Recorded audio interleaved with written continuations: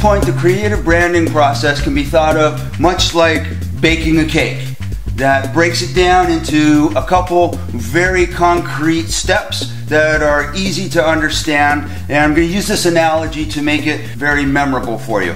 In the last chapter, we collected information from our competitors' websites, from magazines, all kinds of literature. We made lists of ideas and notes that we thought were good.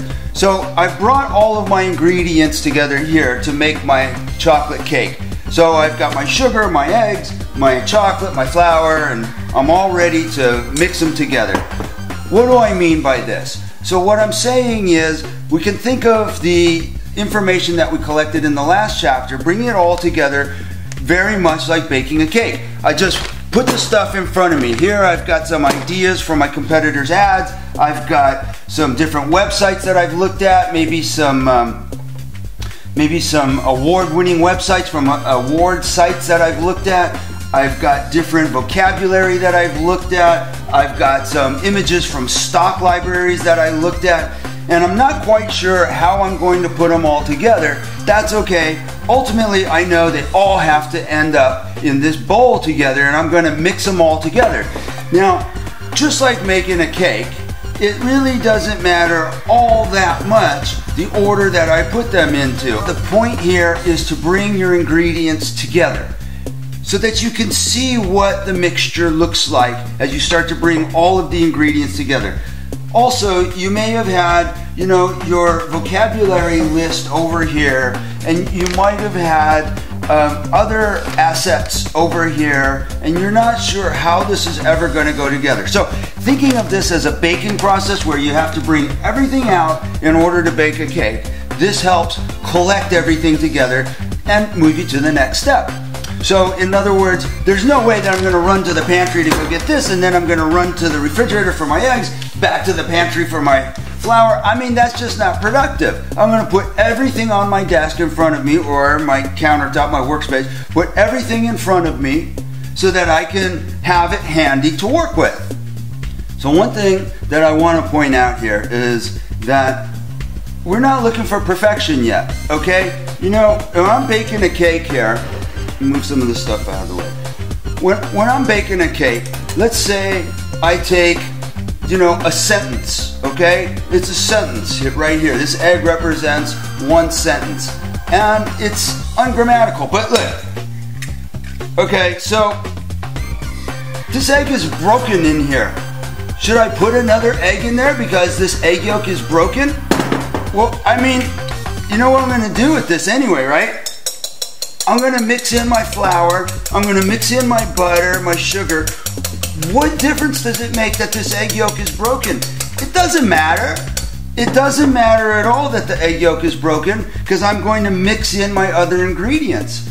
So breaking an egg, not having something be perfect to begin with, it's not an issue. It's a non-issue. And yet people get hung up on the fact that, is this a grammatical sentence? Does that make sense? Do I have subject-verb agreement here?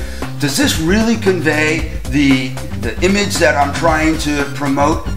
It doesn't matter at this point. Like I said, breaking eggs in the very beginning is meaningless. So to get hung up on that and trying to have the perfect, now that egg's not broken. Now we can go ahead and we can mix this up and add our flour. I mean, that doesn't make sense. Starting off with it being whole or being broken is immaterial. Why? Because I'm going to end up adding so much to it. I'm going to end up reformatting it so much. I'm going to polish it. I'm going to work with it so much that it doesn't matter how I start. And I can't drive this point home enough to you because it makes the process fun if you'll just let go of this concept in your head of perfection to begin with. It's not only is it not necessary, it doesn't make sense. It's not going to end up that way. What you start with, the end result, you'll see the cake that you end up with, it doesn't look like an egg, that's for sure. It doesn't even resemble an egg. Listen, if this is all you get from this course, it's well worth your money. If you understand that letting go of your concept of perfection in the very beginning, if that's all you get from this, you've really gotten your money's worth. Believe me, that's the difference between making this process enjoyable, making this process so that you don't disdain doing this kind of work, and the difference between making this process something that you look forward to and that you enjoy doing it. Okay, even if you don't do it great, at least it's not something that is just horrible that you have to sit down and start your creative process. And this goes across any sort of creative process, whether it's your overall brand arching, or you're writing one particular ad or one particular blog or a Facebook post. That being said, I really just want to hit home the idea of bringing together all of the information that you have collected. And again, it's not about plagiarizing, it's not about stealing. I've got all of these different concepts, and you're never going to know that this flower came from this particular store and it was in a blue bag and what it looked like. When I'm done with this, with my chocolate cake, you're never going to know what this flower was like. All you're going to see is my end result, my cake. You understand that? This process is going to be a lot more fun for you. It's going to open up doors, and it's going to be a wow, I feel so relieved kind of moment for you. You know, where you can just have fun and be creative. And let's face it, nobody was ever creative when they were all uptight and anxious. That creativity comes about when you're relaxed and having a good time. It doesn't mean it's not going to be hard work. It doesn't mean you're not going to have to think. But it's about understanding it's a process, and that breaking eggs in the beginning is not an issue. It's not about, oh, that's acceptable, that's okay. It's not an issue. It's par for the course, and in the end product, it doesn't matter at all. So don't worry about it. Forget about it. One thing that we want to start doing when we have collected all of our ingredients is we want to start free writing. We want to start free writing concepts. We want to start free writing headlines, maybe for posts. We want to start free writing our blog copy, our website copy. Maybe it's a bio.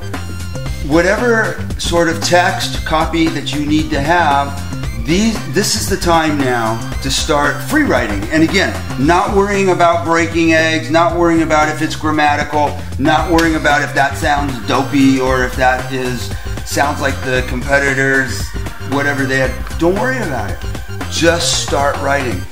And when you run out of ideas and you can no longer free write, go on to another idea. Just stop. If it ends up being like you're writing and this is so cool and this is the best concept, and all of a sudden, what was I writing about? And does this even make sense?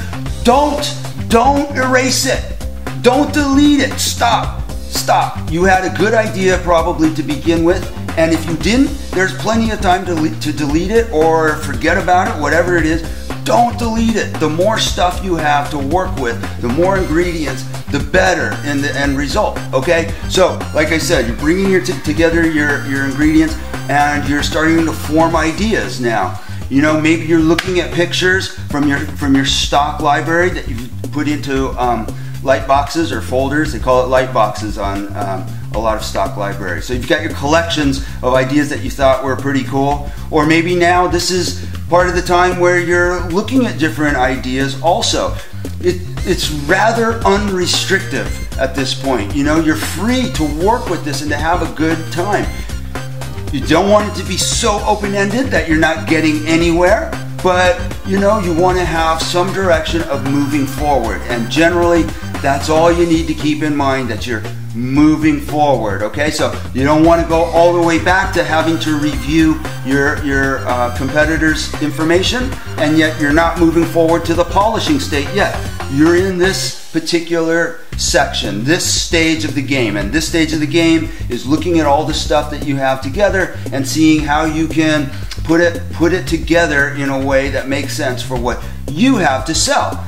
You know, how are you going to position your unique selling proposition? What does your brand or your service, or you as an artist or an entertainer or a musician, what do you have specifically that your competitors don't have or that the marketplace hasn't seen yet? How are you going to again, brand yourself in a unique and emotional way, and drawing from these various ingredients that you've put together in your information stage.